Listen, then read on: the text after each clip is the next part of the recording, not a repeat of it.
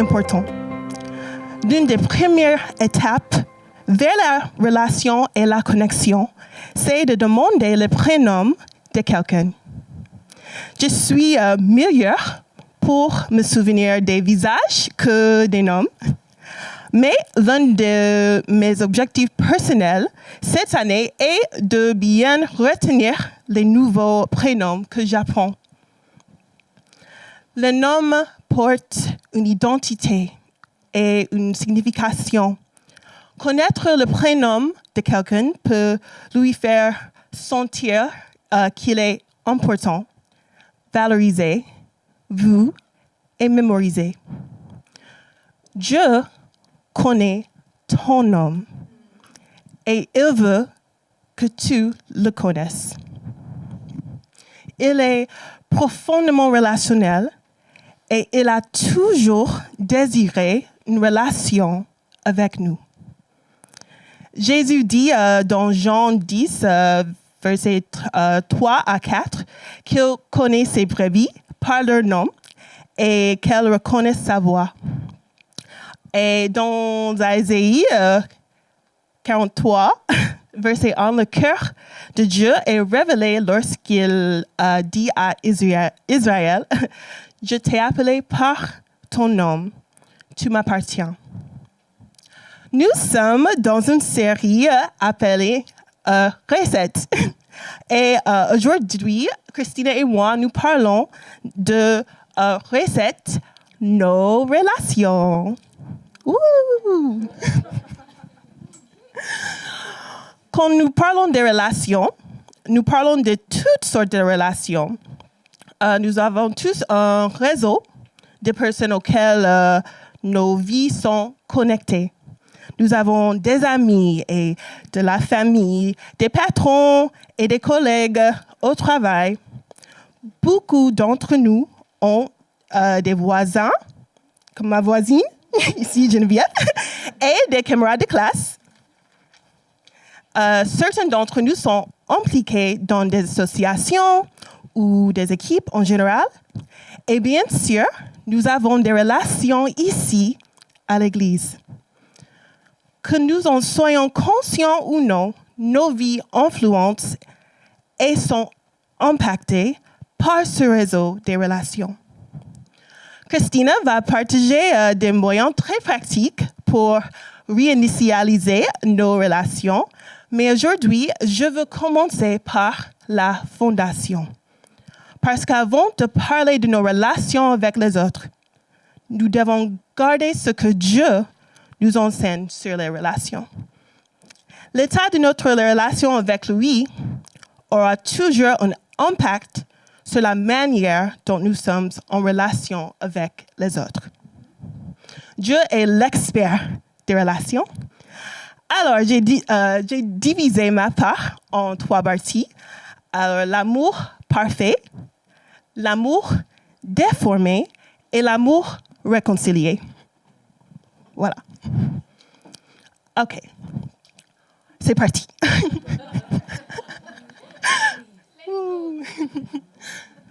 Alors, Dieu, il est relationnel. La nature même de Dieu, oui, est relationnelle. Il est un seul Dieu en 3 personnes distinctes. Le Père, le Fils et le Saint-Esprit. Avant même que Dieu ne crée les êtres humains, il existait déjà dans une relation parfaite en lui-même. Une unité parfaite, un amour parfait. Dieu ne fait pas seulement des choses aimantes, il est amour. L'amour est l'essence même de qui il est. Et son amour cherche toujours notre bien, même à un grand coût pour lui-même. Le ton de l'amour de Dieu est patient et bienveillant. Il n'est ni envieux ou orgueilleux. Il ne cherche pas son propre intérêt. Il se réjouit de la vérité, espère toujours, persévère toujours. L'amour ne faillit jamais.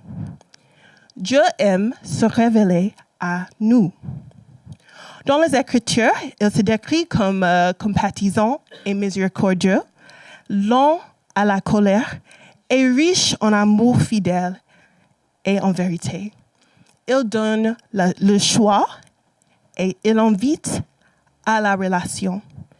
Il est la personne parfaite avec qui être en relation. Et nous avons été créés pour la relation. Dans la Genèse, nous voyons un Dieu qui initie la relation en nous, créant à son image. Tout comme Dieu a des pensées, une volonté et des émotions, il nous a créés avec la même composition. Il nous a formés intentionnellement et a soufflé en nous le souffle de vie. Le jardin en Genèse nous montre un Dieu proche et présent. Il parle, il écoute, il pose des questions, il répond. Adam et Ève étaient pleinement connus de Dieu et ils le connaissaient. Dieu les a bénis, leur a donné un but, des responsabilités et des limites. Et il a dit quelque chose de très fort. Il n'est pas bon que l'homme soit seul. En Genèse chapitre 2, verset 18. Et dans ce contexte, cette phrase est souvent utilisée dans un cadre matrimonial, dans le mariage, mais la réalité est vraie. Nous avons été faits pour vivre en communauté, les uns avec les autres, avec des amis, la famille, les voisins et toutes les personnes que Dieu place dans nos vies. Nous avons été créés pour la connexion, pas pour l'isolement. Dieu est le seul être autosuffisant. Nous avons été créés pour dépendre d'abord de lui, mais aussi les uns les autres. Parce que nous sommes faits à son image, nous sommes relationnels. Nous portons tous un besoin profond de nous sentir en sécurité, vus, compris, entendus, appréciés et aimés. Les relations étaient destinées à être un cadeau où l'amour pouvait être vécu et reflété. Et au commencement, comme on voit en Genèse, il n'y avait pas de honte. Il avait la confiance, la sécurité, la vulnérabilité, l'unité et l'abondance. Une union parfaite avec Dieu et une connexion parfaite les uns avec les autres. Maintenant, on passe à l'amour déformé. Parce que Dieu est amour, il a donné à Adam et Ève un choix. Il a établi une limite, non pas pour les restreindre, mais pour les protéger. Mais l'ennemi a semé le doute. Ils ont cessé de faire confiance au caractère de Dieu et se sont appuyés sur leur propre compréhension. Ce choix a brisé la confiance et avec elle la relation. Cette rupture a créé une séparation relationnelle et spirituelle que nous ne pouvions pas réparer par nous-mêmes. Nous avons été déconnectés de la source même de l'amour. Le péché a déformé notre vision. Au lieu de la vie, la mort est entrée dans l'histoire. Nous en voyons les effets partout aujourd'hui. Des cœurs autrefois entiers deviennent brisés et endurcis, alourdis par l'amertume, l'offense, le non-pardon, l'abandon et la peur. Dans Jérémie 17, verset 9, il est écrit que le cœur est torturé par-dessus tout. Qui peut le guérir? Paul décrit dans 2 Timothée chapitre 3, versets 2 à 4. Je ne vais pas tout lire, mais il décrit un monde rempli d'égoïsme, d'orgueil, de divisions et d'un amour pour le plaisir plutôt que Dieu. Les relations sont devenues gouvernées par la peur au lieu d'être enracinées dans l'amour. La peur nous pousse à contrôler, à performer, à manipuler et à nous protéger des fois. Quand l'amour semble rare, nous essayons de le mériter.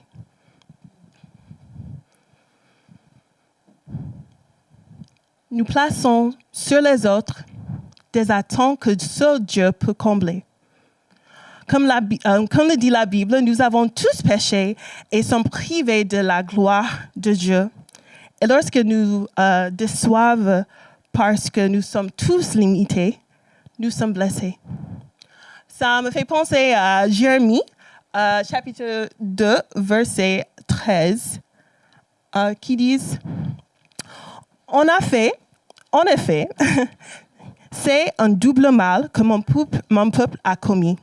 Ils m'ont abandonné, moi qui suis une source d'eau vive, pour se creuser dans des citernes fissurées qui ne retiennent pas l'eau. »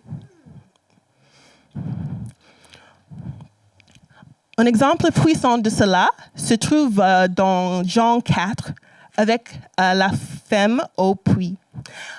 Christina en parlera plus en profondeur tout à l'heure. Mais juste un petit résumé. Cette femme cherchait l'amour et la satisfaction dans les relations, mais chacune l'a laissé vide. Jésus est venu à sa rencontre et lui a offert l'eau vive. Je m'identifie profondément à son histoire. Quand j'étais plus jeune, je plaçais mon espoir et mon identité dans les relations amoureuses. J'avais peur d'être seule et quand ma dernière relation s'est terminée, j'ai été complètement brisée. Mais Jésus m'a rencontrée dans ma vulnérabilité. Il m'a offert l'eau vive. Un amour qui ne s'épuise jamais. Il m'a montré sa grâce et sa miséricorde dans ma faiblesse. Il m'a donné sa joie, la paix et la sécurité que je cherchais. Et par son amour, il a commencé à reconstruire ma compréhension des relations à travers une communauté qui a marché avec moi, prié pour moi et m'a aimé comme Jésus. Peut-être ta lutte ne concerne pas seulement les relations amoureuses. Peut-être qu'elle touche aussi ce que ta famille pense, ce que tes amis pensent ou ce que la société pense de toi. Je veux t'encourager. Jésus ne t'abandonnera jamais. Il ne te quittera jamais. Il ne te laissera jamais. Il restaure ce qui est brisé. Il guérit ton cœur. Et il te redonne un but et une espérance. Dieu est le potier et nous sommes l'argile. Il ne veut pas seulement restaurer notre relation avec lui, il veut aussi guérir ce qui en nous affecte notre manière d'aimer les autres. Nous avons tous affectés par le péché. Nous n'avons pas toujours été bien-aimés et nous n'avons pas toujours bien aimé. Une partie essentielle de la guérison consiste à prêter attention à notre monde intérieur. Nos émotions sont des signaux donnés par Dieu. Par exemple, la colère pointe souvent vers une blessure ou une peur. La tristesse nous montre que quelque chose compte profondément. Même Jésus a ressenti la tristesse, la colère, la compassion et le chagrin. Je ne sais pas si j'ai mis une liste des choses, des émotions que Jésus il a senties. L'Écriture dit, « Examine-moi, ô Dieu, et connais mon cœur. Mets-moi à l'épreuve et connais mes pensées. Regarde si je suis sur une mauvaise voie et conduis-moi sur la voie de l'éternité. » Une image très utile, c'est celle de l'iceberg.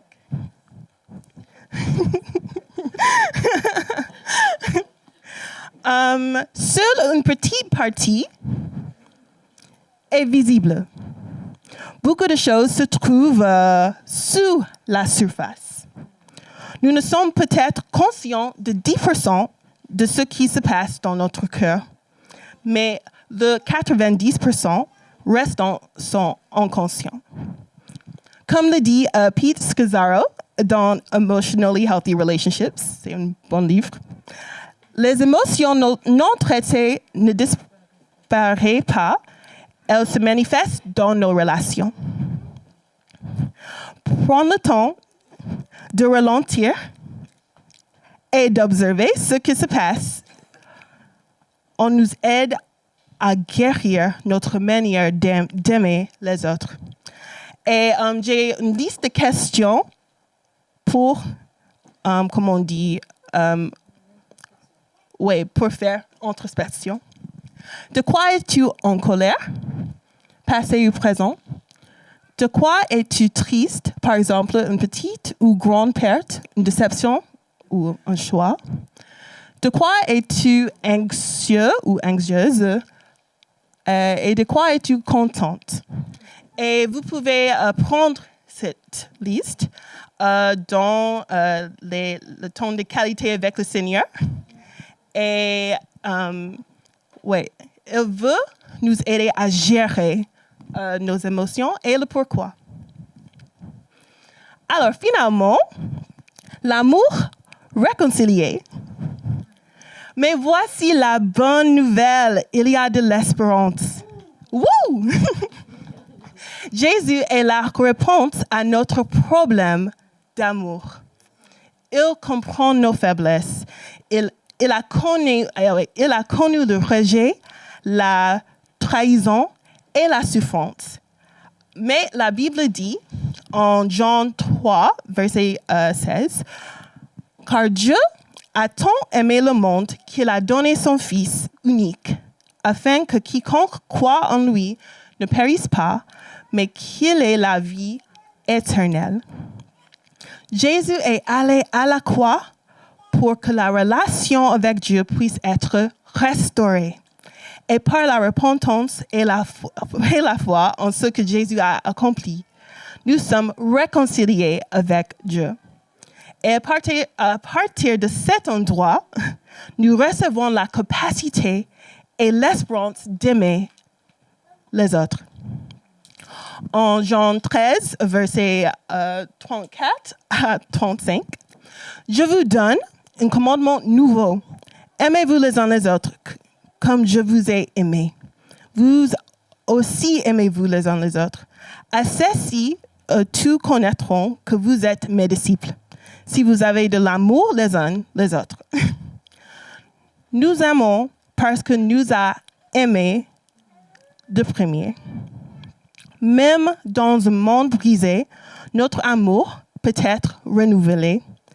Et Dieu continue de réinitialiser les relations en commençant par la nôtre avec lui.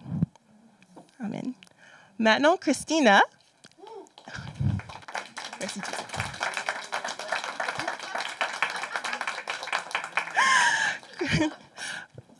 Christina va partager avec nous les pratiques. Comment on va reset nos relations.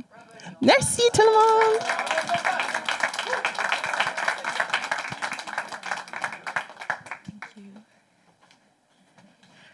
Bonjour tout le monde.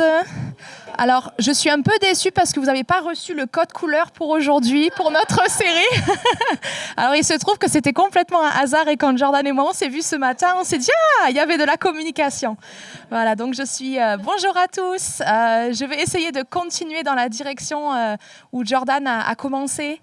Simplement aussi de remercier Fiona et l'équipe pour leur confiance. Donc, en fait, comme Jordan nous a montré, en fait, tout commence avec notre relation avec Dieu, pas vrai? Parce que tout ce qui se passe dans notre relation avec Dieu va avoir un impact sur l'extérieur. Et en fait, je vais commencer. Une seconde, s'il vous plaît, laissez-moi arriver. Oui, en fait, l'idée de reset, de redémarrer, c'est l'idée de ne pas laisser les choses comme elles sont, mais de permettre à lâcher les anciennes manières de faire du passé pour pouvoir apprendre des nouvelles manières de penser, des nouvelles manières d'être. Et pour être honnête avec vous, je pense, nous tous, on a besoin en fait de commencer ce processus avec de l'honnêteté, de se poser des questions assez tranchantes qu'on va voir ici dans une seconde. Par exemple, quels schémas reviennent dans ma vie et dans mes relations? Qu'est-ce que j'évite plutôt que d'affronter? Et en fait, donc Jordan, elle a parlé des relations comme étant un vrai cadeau de Dieu pour nous permettre d'expérimenter l'amour, etc. Et je crois que c'est profondément vrai. Et on voit dans les Proverbes une très belle métaphore pour les relations. C'est dans Proverbes 27, jusqu'à verset 17. Il est dit « Tout comme le fer aiguise le fer, l'homme s'aiguise au contact de son prochain. » Et c'est très beau parce que, en fait, c'est seulement avec ce processus-là de s'aiguiser mutuellement que le fer, il peut trouver sa forme. Et au plus il est aiguisé, et au mieux il devient utile, au mieux la qualité s'améliore, il devient meilleur. C'est magnifique parce que ça veut dire que la manière que Dieu a choisie pour qu'on devienne meilleur, c'est en étant en contact les uns avec les autres. Et c'est une étape tellement belle. Mais en parallèle, je ne sais pas si dans les films, peut-être, vous avez déjà vu quand le fer, il est aiguisé, et ben des fois, il y a des flammes, pas des flammes, il y a des étincelles, ça nécessite de la friction. Et donc, en fait, ça veut dire quoi? Que peut-être notre manière de voir les frictions et les désaccords doit changer. Peut-être que s'il n'y a pas d'étincelle, est-ce que le fer est vraiment en train d'être aiguisé? Donc, c'est peut-être que notre manière de voir les désaccords et les frictions doit changer. Et en fait, c'est vraiment mon cœur pour nous ce matin, en fait. C'est qu'en fait, bien aimer, ça s'apprend. C'est un processus que Dieu veut nous enseigner. Jésus, souvent dans la Bible, il est référé comme étant le maître, comme étant l'enseignant. Et un jour, j'ai découvert la signification du mot disciple. En fait, ça veut littéralement dire étudiant, élève. Et donc, c'est tellement bon parce qu'en fait, ça nous rappelle que nous sommes les élèves de Jésus. Tout ce que lui, il a fait dans la Bible, il nous montre. Mais ça veut dire que c'est un processus où, en fait, on a le droit d'apprendre. Vous savez, quand moi, j'étais plus jeune, j'ai toujours été scout, moi, dans ma famille. Et quand j'avais 8 ans, je voulais absolument avoir un couteau suisse pour couper du bois, faire des lames, enfin, pas des lames, excuse-moi, je suis pas dangereuse, pour couper des trucs, etc. Et en fait, quand j'ai eu 8 ans ou 9 ans, mes parents m'ont offert mon premier couteau suisse. Mais en fait, le problème, c'est que moi, je savais pas m'en servir et je me suis rentré le couteau dans la jambe. Ici dans la cuisse, et en fait même jusqu'à aujourd'hui, j'ai encore une cicatrice. Alors aujourd'hui ça me fait rire parce que je vois la cicatrice et je me dis là ce jour-là je savais pas m'en servir. Et plus tard, quand j'ai eu 12-13 ans, j'ai fait partie d'un groupe qui s'appelle les Éclaireurs, un groupe de scouts plus âgés. Et en fait, quand on est scout, on fait des camps d'été où on construit tout de zéro, notre table à feu pour faire nos plats, les toilettes, on construit tout nous-mêmes. Et pour pouvoir construire, on a besoin d'avoir des outils. Et en fait, quand j'avais 12-13 ans, j'ai pu apprendre avec de la sécurité, toutes les règles de sécurité nécessaires pour pouvoir utiliser des outils. Ne pas laisser une scie par terre, il y a une certaine manière de donner une hache à un collègue de sorte à ce que la lame ne va pas vers lui. On appelle ça le port de hache. Donc plus tard, j'ai été en capacité d'utiliser des outils, mais qui à la base sont dangereux. Et je suis convaincue que dans nos relations, notre manière d'interagir avec les autres, c'est pareil. Peut-être que des fois, on ne sait pas comment s'y prendre et peut-être on plante un couteau sur soi ou sur l'autre. Mais le but, en fait, c'est que non, on peut apprendre ça. Et au plus on grandit et au plus on peut porter des responsabilités avec des outils qui ont plus d'impact. Mais vous voyez, Jordan en a déjà parlé, le cœur du Père, c'est vraiment la réconciliation. Et en fait, je crois que c'est ça, en fait, notre fondation, c'est notre cœur de réconciliation. En fait, je crois profondément que Dieu, il veut qu'on soit réconciliés les uns avec les autres, parce qu'en fait, c'est la raison même pour laquelle il a envoyé Jésus sur la terre. Dieu, il nous a tellement aimés il n'avait pas besoin de nous créer, mais il avait envie d'être en relation avec nous. Et nous, malheureusement, nous sommes détournés de Dieu, nous avons péché. Et Dieu, il aurait très bien pu nous laisser dans notre misère, ça aurait été mérité.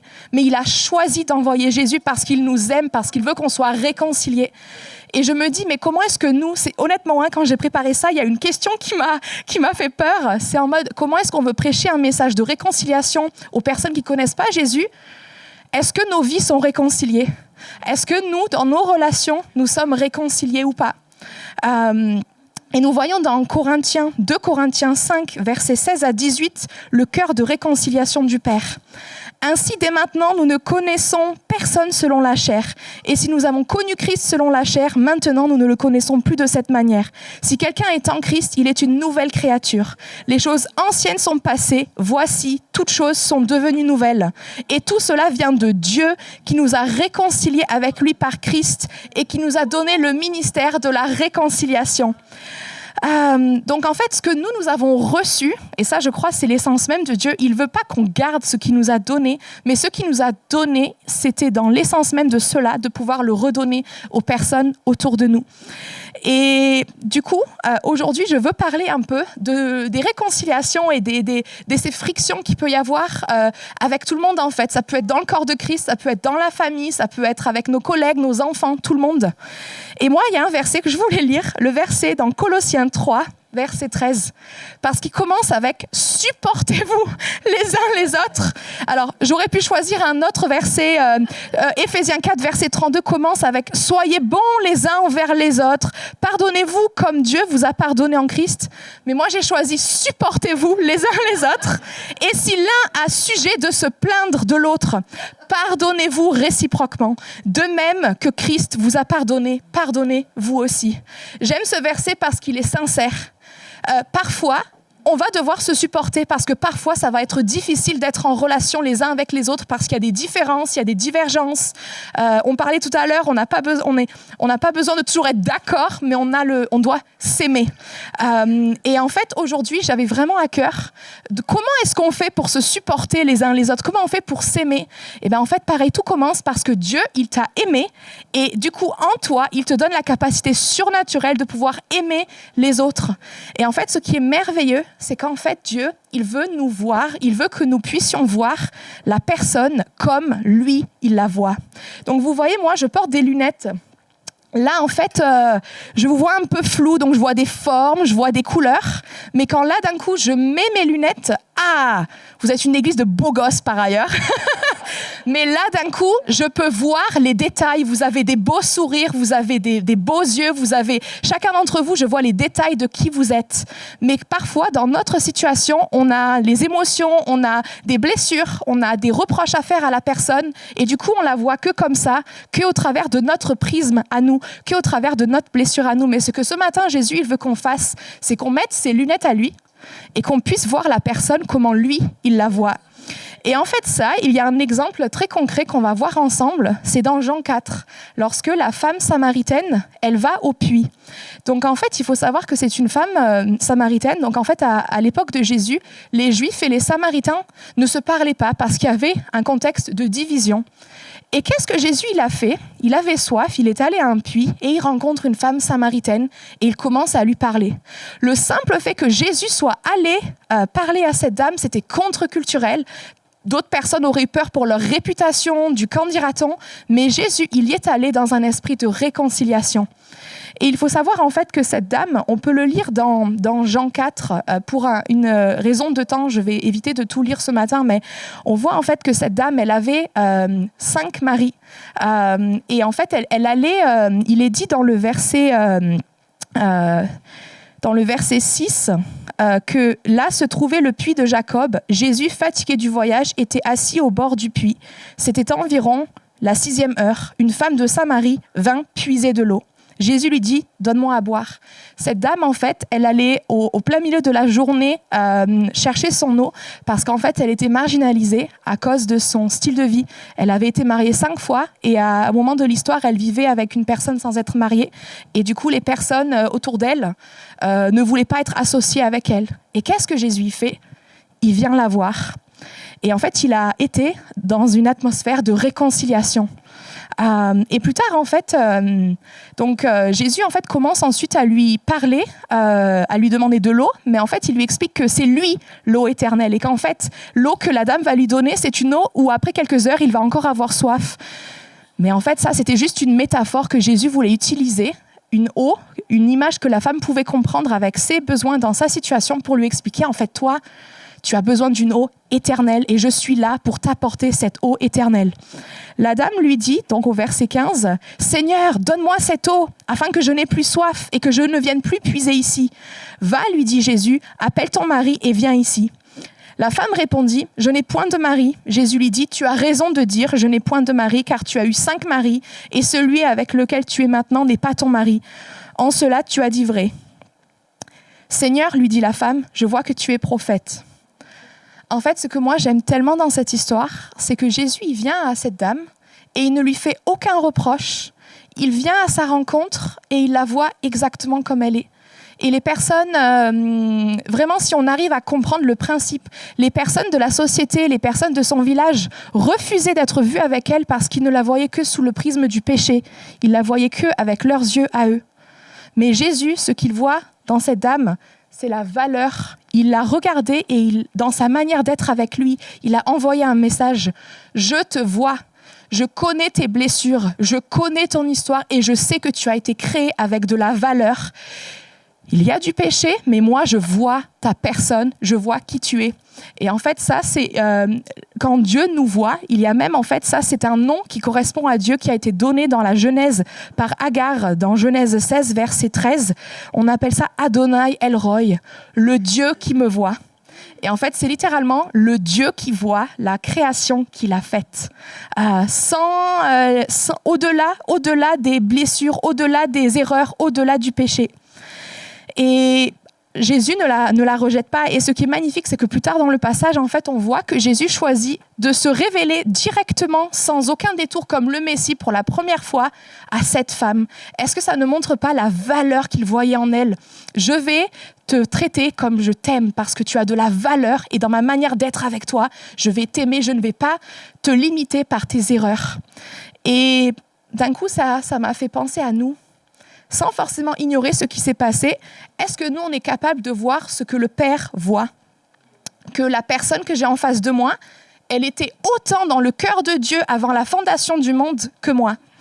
Tout à l'heure, on chantait Abba Père et on voyait cette beauté de comment Dieu, il nous a imaginés avant qu'on soit nés, etc. Et souvent, on le chante pour nous et c'est bon de le chanter pour nous parce que c'est une déclaration de notre valeur. Mais est-ce qu'on peut aussi chanter ce chant pour la personne en face de nous ? Et est-ce qu'encore plus, on peut chanter ce chant quand quelqu'un nous a blessés ? Est-ce qu'on arrive à voir que oui, elle a fait une erreur et on n'est pas en train de dire que l'erreur n'a pas existé, mais est-ce que tu es capable de voir qu'il y a une réalité superposée à ça, la valeur que Dieu lui a donnée ? Et dans le psaume 139, verset 13, il est écrit « C'est toi qui as formé mes reins, qui m'as tissé dans le sein de ma mère ». Et je pense qu'on a tous vécu des conflits, on a tous vécu des fois des situations où quelqu'un nous a vraiment blessés. Et je veux juste vous encourager ce matin, peut-être qu'il y a une situation précise qui vient en tête, mais ce matin, je veux nous encourager à laisser notre cœur s'adoucir.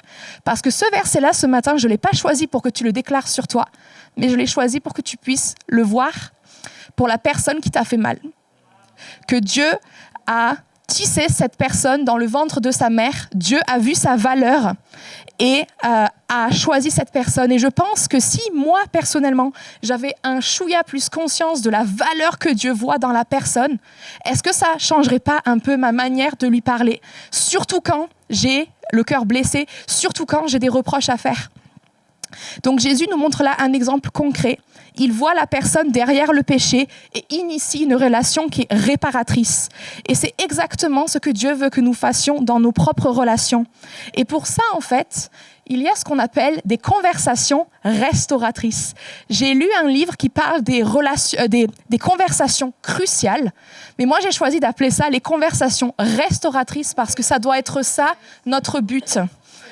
Parce qu'en fait, beaucoup de conversations cruciales, je vais aller remettre les points sur les i, je vais lui dire sa vérité, il va voir.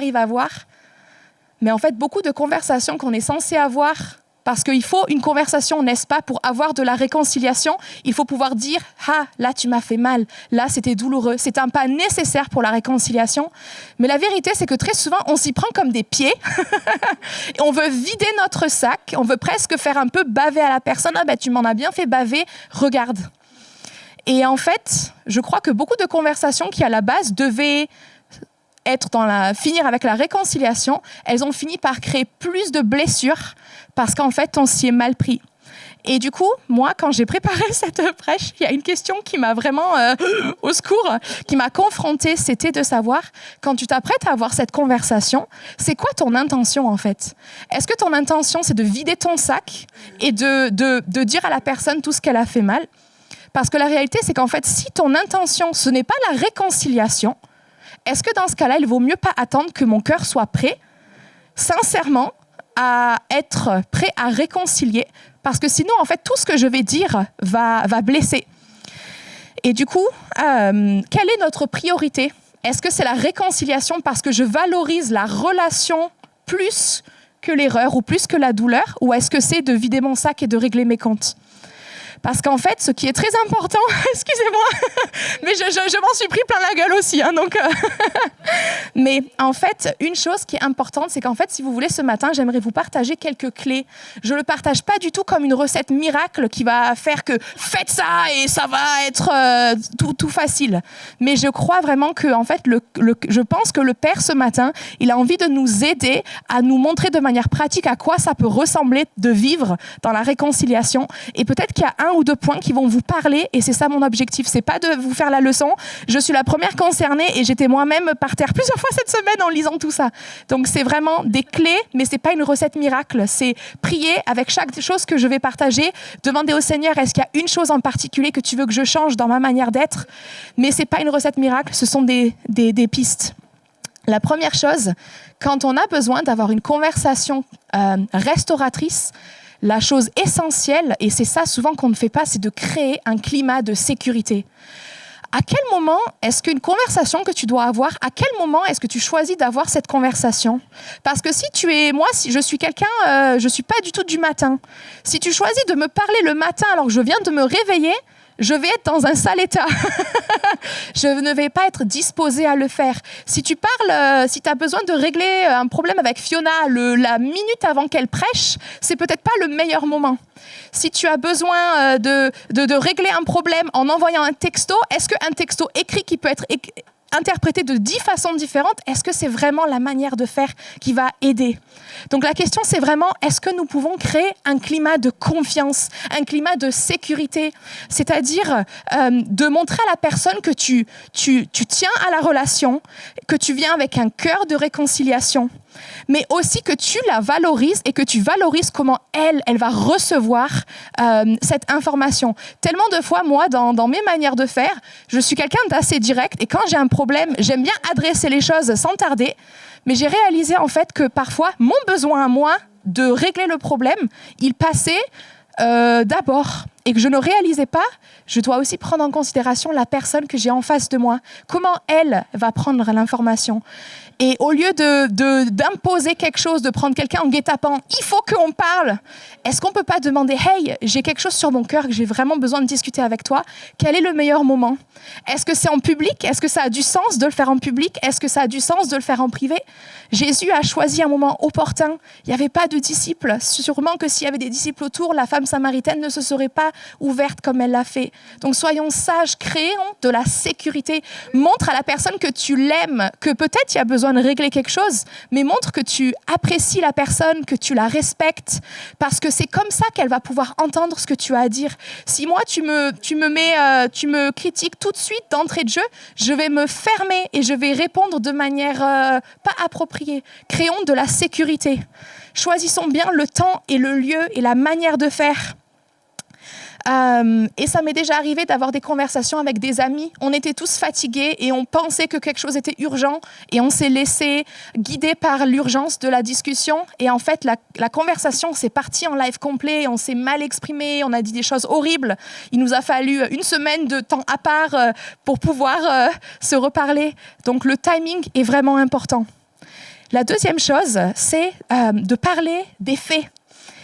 Parce que souvent, en fait, on fait des reproches à quelqu'un et en fait, on le voit sous le prisme de ce qui nous a blessés. Et c'est OK d'être blessé parce que ça arrive. Mais en fait, qu'est-ce qu'on va dire ? Et en fait, là, j'ai vraiment eu l'impression que Dieu m'a vraiment mis à cœur le pouvoir de nos mots. Il y a quelques mois, nous avons fait une série sur l'intendance de notre temps, de nos relations, de notre argent. Eh bien, en fait, moi, Dieu m'a montré qu'on est aussi intendant de nos paroles, de notre parole et de la manière dont nos paroles sont délivrées. Ça veut dire le ton, ça veut dire la manière, ça veut dire le timing, la situation autour. Il y a dans les Proverbes 18, verset 21, un proverbe très puissant qui dit « La mort et la vie sont au pouvoir de la langue. Quiconque l'aime en mangera les fruits. » Ça veut dire qu'avec notre langue, on peut tuer, on peut briser, on peut casser, ou alors on peut édifier, on peut élever, on peut guérir. Et en fait, ce matin, je veux qu'on se demande quels sont l'impact de nos paroles. Quand là, je m'apprête à larguer une bombe sur quelqu'un, c'est quoi l'impact que ça va être sur la personne ? Est-ce que ça va être un baume ou est-ce que ça va être un couteau ? Quand j'avais 16 ans, j'avais mon premier cours de conduite. J'étais toute contente à l'idée d'avoir mon premier cours. Et à la fin de mon cours de conduite, mon prof m'a dit « Bon, avec toi, ça va être compliqué parce que tu manies le volant comme une élève de grande section maternelle. » J'avais 16 ans, c'était en 2016, et je me rappelle mot pour mot ce que ce prof m'a dit. Et la réalité, c'est que j'étais jeune, j'avais 16 ans, j'étais vulnérable, j'avais besoin d'être mise en confiance. Et cette phrase-là m'a complètement brisée dans ma conduite. Et la réalité, c'est qu'il m'a fallu 8 ans pour obtenir mon permis, pas parce que je ne savais pas conduire, mais parce que dans un moment de vulnérabilité, il a brisé quelque chose en moi, il a blessé quelque chose en moi de tellement profond que ça m'a fait douter sur qui j'étais. Et dans la grâce de Dieu, des années plus tard, Dieu m'a envoyé un prof de conduite chrétien qui était tellement dans la bienveillance, mais c'était tellement blessant dans ce moment précis. Et parfois, nous, on ne mesure pas nos propos. Est-ce que ce que je m'apprête à dire, est-ce que c'est nécessaire, vraiment ? Est-ce que c'est nécessaire de tout dire ? Je ne suis pas certaine. Est-ce que ça va édifier ? Donc vraiment, mesurons l'impact de nos paroles. Dans Éphésiens 4, verset 29, il est dit qu'il ne sorte de votre bouche aucune mauvaise parole, mais s'il y a lieu, quelques bonnes paroles qui servent à l'édification et communiquent une grâce à ceux qui l'entendent. Si tu as trouvé que mon sermon était absolument affreux, si c'est pas biblique, viens me voir. Mais si tu as un problème avec quelqu'un et même si tu trouves que quelque chose est négatif, d'accord. Est-ce que c'est nécessaire de le communiquer ? Peut-être. Mais si c'est nécessaire de le communiquer, réfléchissons au timing, réfléchissons au moment, réfléchissons à l'impact de la personne pour la personne. Il m'a fallu 8 ans pour me remettre d'une phrase qui m'a été dite. Prenons juste la mesure de ça. Qu'il ne sorte de votre bouche aucune mauvaise parole, même s'il y a lieu, quelques bonnes paroles qui servent à l'édification et communiquent une grâce à ceux qui l'entendent. Et comme je le partageais tout à l'heure, Jésus, qui est la personne, s'il y a une personne qui a le droit de faire des reproches et de confronter, c'est lui. Mais il est allé voir la femme samaritaine et il a pris les faits. Il a juste dit « Va chercher ton mari ». Il savait très bien qu'il n'y avait pas de mari. Mais il a appris les faits. Va chercher ton mari. Ensuite, elle lui dit, eh bien, en fait, je ne vis pas je suis pas mariée avec l'homme que je suis actuellement. Et Jésus a dit, tu dis vrai. tu as été marié 5 fois et l'homme avec lequel tu es maintenant n'est pas ton mari. Il a pris les faits, il n'a pas été dans le jugement. Si le Dieu de l'univers, dans sa bonté, dans sa grandeur, a été dans la bienveillance avec une personne qui pourtant avait péché contre lui, à combien plus forte raison est-ce qu'il nous rend capables d'être dans la bienveillance par rapport à la personne? Donc 2 derniers points importants pour une conversation restauratrice. Une fois que tu as peut-être partagé, une fois que tu as créé le bon moment pour avoir la conversation, une fois que tu mesures, OK, qu'est-ce que je dois dire et que tu adresses les faits, on évite peut-être les « tu fais toujours ça, tu fais jamais ça » parce qu'on étiquette. Et attention à ce que ça peut avoir comme impact, mais aussi derrière de dire « écoute, j'ai remarqué que tu es souvent en retard pour telle situation. » En fait, c'est embêtant parce que ça a un impact, par exemple, sur l'équipe ou sur quelqu'un. Mais d'abord, de comprendre, de dire « écoute, j'ai remarqué que tu étais souvent en retard. » Ça, c'est une information, c'est un fait. Et ensuite de dire « est-ce que tu pourrais m'expliquer comment ça se fait? Est-ce que tu pourrais me dire pourquoi? J'aimerais bien entendre ta perspective. » Parce qu'en fait, souvent, on a tendance à interpréter « ah ben, il est en retard parce qu'il en a rien à faire, etc. » Mais en fait, on ne connaît pas le contexte. Donc, ne supposons pas, mais donnons la place à la personne de dire où elle en est. Parce que parfois, on interprète les intentions des gens et on se fait un film dans la tête, moi la première, alors qu'en fait, ce n'était pas ça du tout.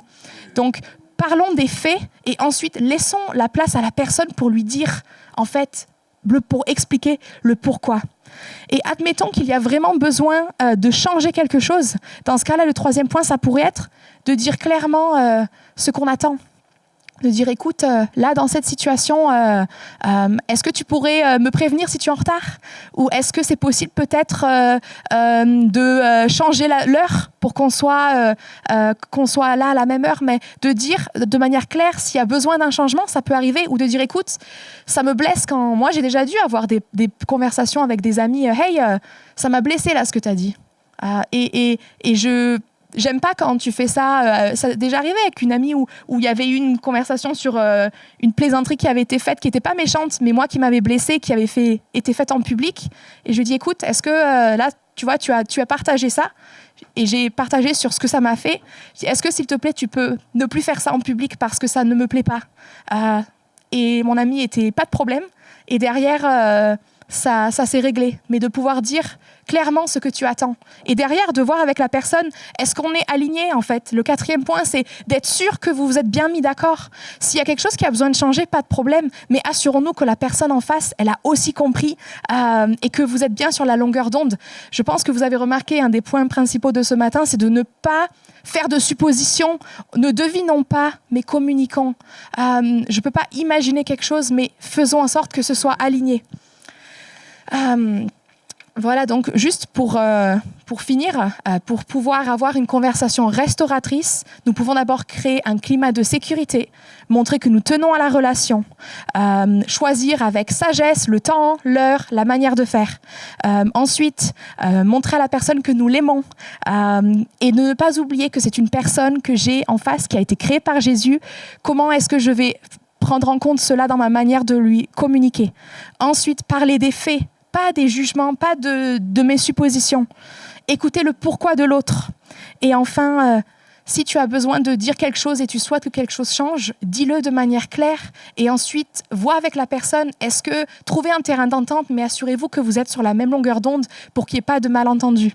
Donc, je sais que c'était assez pratique ce matin et je suis la première concernée pour toutes ces choses-là, mais je crois vraiment que ce sont des clés assez pratiques en fait pour vivre réconcilié. S'il y a besoin, voilà. Donc, je veux simplement en fait, pour finir, prendre le temps de prier pour nous ce matin et j'aimerais qu'on puisse prier pour 3 situations différentes.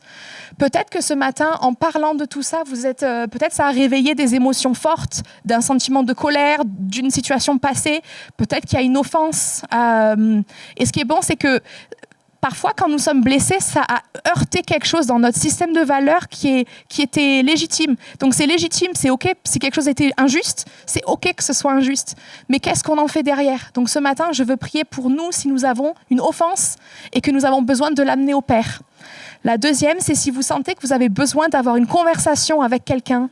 Pas une conversation qui met les points sur les i, mais changeons la terminologie, une conversation qui restaure, une conversation réconciliatrice.